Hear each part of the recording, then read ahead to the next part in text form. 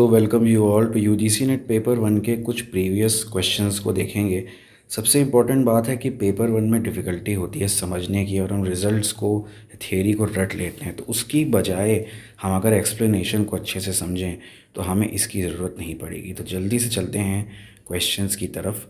पहला क्वेश्चन आपके सामने रहा, the issue of research ethics में भी considered pertinent eight which stage of research. Pertinent का मतलब होता है जो उसके निरर्थक हो, जो उसके सार्थक हो। सार्थक का मतलब कि वो उससे जुड़ा हुआ हो, यानी कि वो उससे एसोसिएटेड हो सबसे क्लोजली। तो रिसर्च एथिक्स की बात करें तो रिसर्च एथिक्स का मतलब है कि रिसर्च बिना चीटिंग के करनी है, हमें फॉल्स डेटा नहीं देना है और वो सब चीज़ें। अब ऑप्शन अगर देखें तो रिसर्च एथिक्स सबसे ज़रूरी किस स्टेज में की जाती है, बस ये पूछा जा रहा है। तो जब आप प्रॉब्लम बनाते हैं और उसकी डेफिनेशन देते हैं, जब आप रिसर्च पॉपुलेशन है उसके बारे में बताते हैं, जब आप डेटा कलेक्ट करते हैं और इंटरप्रेट करते हैं, या जब आप रिपोर्टिंग करते हैं। देखिए, इन सब में ही हमें ध्यान देना है कि हम रिसर्च एथिक्स को लागू करें। लेकिन सबसे ज़रूरी किस में है वो ये पूछ रहा है। तो अगर आप देखेंगे तो सबसे ज़रूरी हो जाएगा थर्ड में। जब आप प्रॉब्लम बनाते हैं तो आप कोई प्रॉब्लम बनावटी नहीं बना सकते, जाहिर सी बात है। और जब आप पॉपुलेशन भी बताते हैं कि हम 100 लोगों पे रिसर्च का अपना आउटपुट देख रहे हैं या 1000 लोगों पे देख रहे हैं, उसमें भी आप बनावटी बनाने की या रिसर्च एथिक्स को ना फॉलो करने की कमी गुंजाइश है। लेकिन जब आप डेटा कलेक्ट करते हैं और जब आप उसको इंटरप्रेट करते हैं, 4 लोगों ने आपसे कहा कि ये लॉ पास नहीं होना चाहिए, लेकिन आप बताते हैं कि चारों ने कहा कि ये लॉ पास होना चाहिए, वहाँ पर रिसर्च एथिक्स की प्रॉब्लम आती है। तो इसीलिए हम कह रहे हैं कि थर्ड आंसर क्या है, सही है। अगले पे आते हैं, अब इसको बहुत ध्यान से समझिएगा। Expressive communication is driven by. Expressive communication जो है वो सबसे ज़्यादा किस चीज़ पर इम्पॉर्टेंट है? तो पैसिव एग्रेशन, मतलब एग्रेशन होना, और encoders personality characteristic, external clues, encoder या डिकोडर का कॉन्ट्रैक्ट। इसको समझने के लिए थोड़ा सा थियरी में जाएंगे। यही मैं कह रहा था कि हम अपने एमसीक्यूज़ में एक्सप्लेनेशन को ज़्यादा अहमियत देते हैं। देखिए, पहले तो दो चीज़ समझिए, रिसेप्टिव लैंग्वेज और एक्सप्रेसिव लैंग्वेज क्या है। रिसेप्टिव लैंग्वेज है इनपुट लैंग्वेज, मतलब आपको कुछ बताया गया, रिसेप्शन किया आपने, उसको ग्रहण किया और उसके बाद आप कुछ एक्शन करते हैं। एक छोटे बच्चे को हम बताते हैं इशारे से कि बेटा उस तरफ मत जाओ, इसको मत खाओ, और वो बिना भाषा को समझे वो रिसेप्ट करता है, क्योंकि वो कम्प्लीटली अभी भाषा को सीख ही रहा होता है। एक्सप्रेसिव क्या है? हमने किसी को कुछ हिंदी में बताया और हमने कहा अब इंग्लिश में उसको समझाओ, या हमें किसी ने, हमारे गाइड ने कुछ इंस्ट्रक्शन दिया कि मेल कर दो इसको, और हमने उसे मेल किया। तो ये एक्सप्रेसिव है, किसी ने एक्सप्रेस किया, हम बस उसको अपनी भाषा में लिख रहे हैं। तो एक्सप्रेसिव लैंग्वेज जो है वो सबसे ज़्यादा किससे ड्रिवन होती है? तो अगर इसका करेक्ट आंसर है तो वो होगा एनकोडर्स पर्सनैलिटी कैरेक्टरिस्टिक। अभी भी ये क्लियर नहीं है, तो आगे और चल के इसको क्लियर करते हैं कि एनकोडर क्या है, डीकोडर क्या है और ये चीज़ें हैं क्या। चलिए, देखिए, एनकोडिंग का मतलब होता है the process of turning thoughts into communication. आपके दिमाग में कोई विचार आता है और आप उसको कहते हैं, लिखते हैं, बोलते हैं।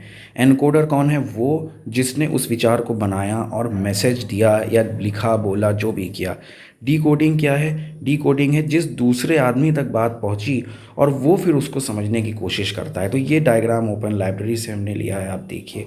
कम्युनिकेशन प्रोसेस कैसे होता है? आपके दिमाग में आया है कि चलो घूमने चलते हैं, आपने उसको मैसेज व्हाट्सएप करके, एक व्हाट्सएप मीडियम लेके आपने अपने एक दोस्त को बताया। अब वो जो दोस्त है आपका, वो क्या करेगा? वो उसको समझने की कोशिश करेगा कि ये क्या कह रहा है, घूमने चलो, अच्छा। फिर वो भी आपको जवाब देगा कि यार घूमने नहीं जा सकते, एग्ज़ाम है कल। ये ऐसा एक सिंपल कम्युनिकेशन प्रोसेस है। एनकोडर यानी आपने कहा घूमने चलें, एनकोडर जिसने उस विचार को बनाया, डिकोडर यानी जिस तक बात पहुंची, और इसे कहते हैं एनकोडिंग और डिकोडिंग का प्रोसेस। तो ध्यान देने वाली बात यह है कि एनकोडर इम्पॉर्टेंट आंसर क्यों रहा, क्योंकि जो एनकोडर है वही मेन है। मान लीजिए ये जो एनकोडर है, इसने एक गुस्से भरी चीज़ पूछी कि यार तुम तमीज़ से बात करो, तो डिकोडर भी उसी तरह से बिहेव करेगा। क्योंकि आपने पूछा कि कल घूमने चलें, तो उसने भी आपको पोलाइटली रिप्लाई किया कि हाँ घूमने चल सकते हैं। इसीलिए इसका आंसर क्या होगा? एनकोडर की पर्सनैलिटी कैरेक्टरिस्टिक वो है कैसा? गुस्सैल है, खुशहाल है, अच्छा है, पोलाइट है, नहीं है। अगले क्वेश्चन पे आते हैं। पॉजिटिव क्लासरूम कम्युनिकेशन किस चीज़ को करे? क्लासरूम में पॉजिटिविटी रहती है तो वो क्या करेगा? कोएर्शन, देखिए यहाँ पे ऑप्शंस को हिंदी में अगर समझ लें तो ये क्वेश्चन बहुत ईजी है। कोएर्शन मतलब दबाव बनाना। क्या दबाव बनाया जाएगा? नहीं। सबमिशन, क्या वो आपके सामने घुटने टेक देगा कि हाँ तुम जो बोलोगे वही करेंगे? ऐसा भी नहीं करना है। कन्फ्रंटेशन मतलब वो आपसे बहस कर रहा है? नहीं। परसुएशन मतलब किसी को अपनी बात समझाना और वो उस चीज़ को मान जाए, हमें यही करना है। हमें बच्चों को पढ़ाना है ताकि वो हमारे थॉट्स को समझें और आगे अपनी प्रोग्रेसिव चीज़ें करें।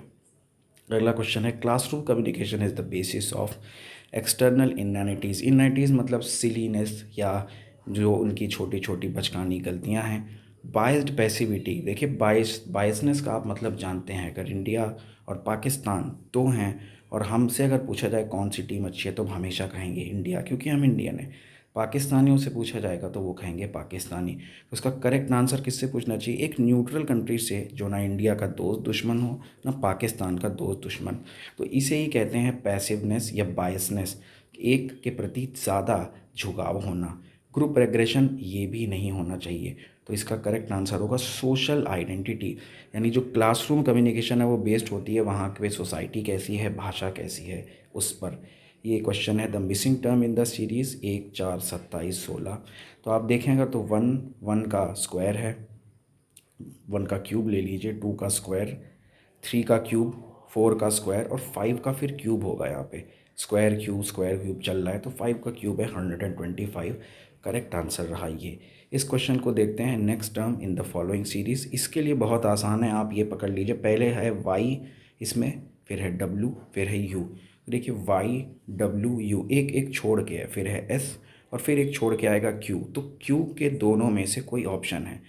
अब और डिटेल में जाने के लिए हम क्या करेंगे, क्यू है हमारा आंसर, हमें पता है क्यू से स्टार्टिंग। अब दूसरे लेटर को देखते हैं, ये 3 का कॉम्बिनेशन है इसमें दूसरे को, तो ई आ रहा है, ई के बाद एफ आ रहा है, उसके बाद ये एच पर चले गए एक छोड़ के, उसके बाद 2 छोड़ के के। तो जाहिर सी बात है अब ये 3 छोड़ के किस पे जाएंगे? ओ पर। तो क्यू पहला था, O second, Q O L second option correct है। आपको इसमें बहुत ज़्यादा दिमाग टाइम नहीं लगाना है, जल्दी से आंसर को पकड़ना है। तो ध्यान रखिए ऐसे क्वेश्चन में ये लिख लीजिए और इसको देख के ही आप आंसर बताइए। कॉन्टीन्यूअस डेटा टाइप कौन सा होगा? तो मैं आपको बता देता हूँ। अगर आप लैंग्वेजेस को देखेंगे तो उसको क्वांटिफाई करना मुश्किल है। बच्चों को देखेंगे हाउस होल्ड में तो उसका नंबर भी बहुत अजीब आ सकता है। और अगर आप पॉपुलेशन सिटीज़ की देखेंगे तो वो भी 50,000, 10,000 या थाउजेंड्स में मैटर करती है। कॉन्टीन्यूअस का मतलब है वो बिल्कुल एक के बगल में एक या एक के पहले एक हों। तो अगर आप वेट लेंगे तो किसी का 53 होगा, किसी का 54 होगा। ये आप देख सकते हैं इनमें डिफरेंस क्या है, कम। लेकिन अगर नंबर ऑफ़ चिल्ड्रन है तो इनमें डिफरेंस ज़्यादा होगा, पॉपुलेशन में भी ज़्यादा होगा। इसीलिए this is the correct answer. हमारे टेलीग्राम चैनल्स को आप ज्वाइन कर सकते हैं प्रिपरेशन के लिए। Thank you and have a nice day.